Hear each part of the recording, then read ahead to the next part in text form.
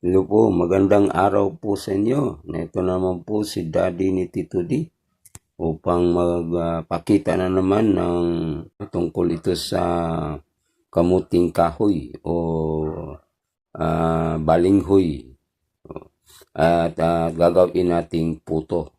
At ito naman, panoorin natin kung paano gumawa ng putong balinghoy.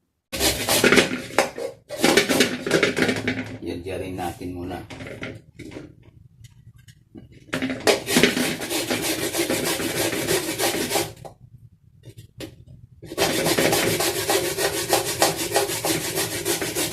Sayang kasi malaki na masyado.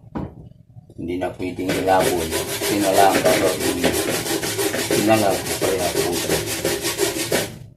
Ano yan, titingnan natin. Lagyarin ko muna.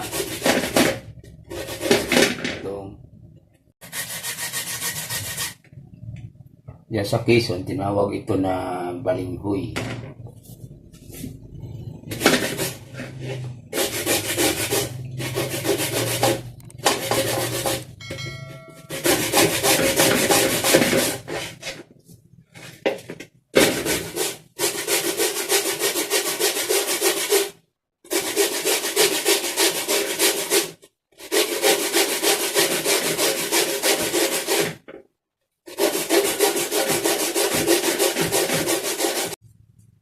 Yun, tapos na ang pag-yad. Kakaunti na lang. Ito na lang, oh. Oh, marami, oh.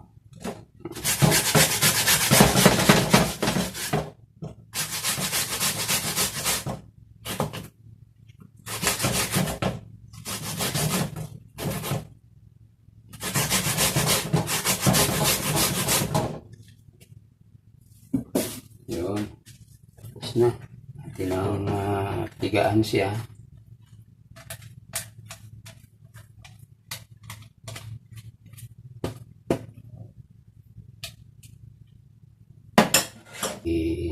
Sasahod natin dito.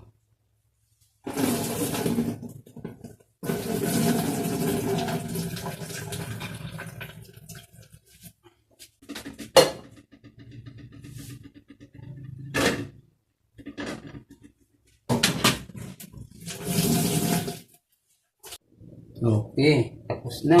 Nating yadyarin. Ang gagawin naman natin ngayon, lalagyan natin ng niyog. Ito, niyog. Kinayod na niyog na medyo mura-murain pa. Hindi ba yung matigas masyado. Panganay lang sa buko. Lalagyan natin siya ng niyog.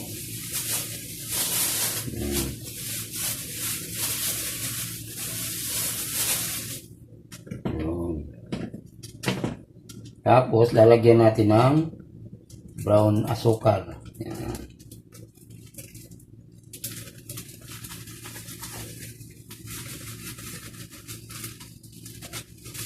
Yan.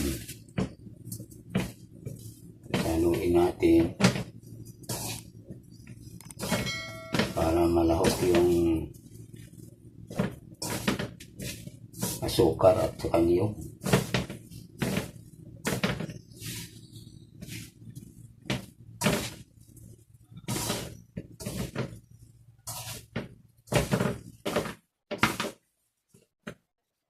Tapos natin yung asukal para matamis.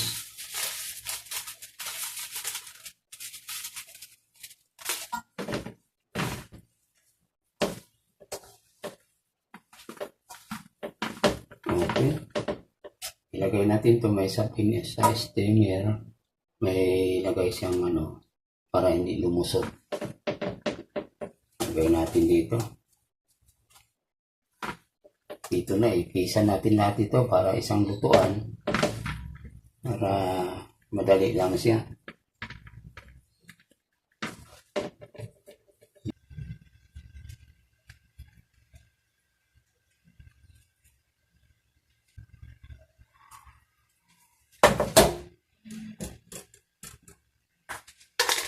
Kaunti natin lagyan ng mantikilya si babaw.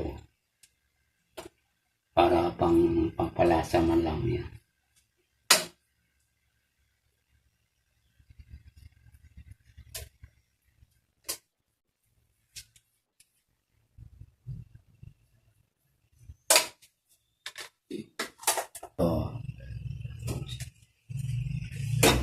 Ilagay na natin sa ibabaw.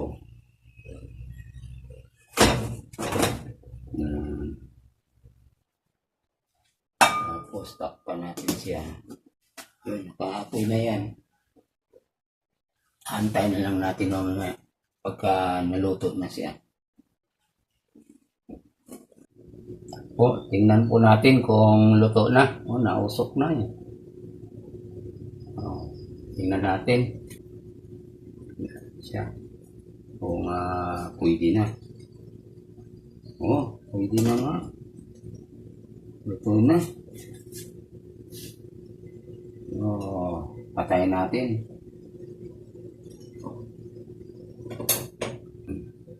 Alisin na.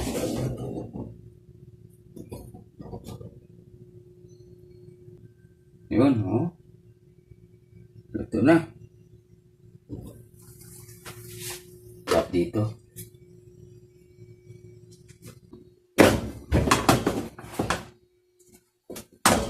Yun. Tignan mo mga... Oh, luto na, oh.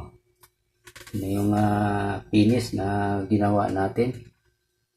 O hindi na natin mamaya pagalamigin lang muna tapos slicing ay pwede lang kakain. Simple lang ang ginagawa nating paraan. Maraming salamat po sa inyong pagpanood. Yung hindi pa po nakapag-subscribe, pakisuyo lang po, pakisubscribe kay Tito D TV. Muli, magandang araw sa inyong lahat.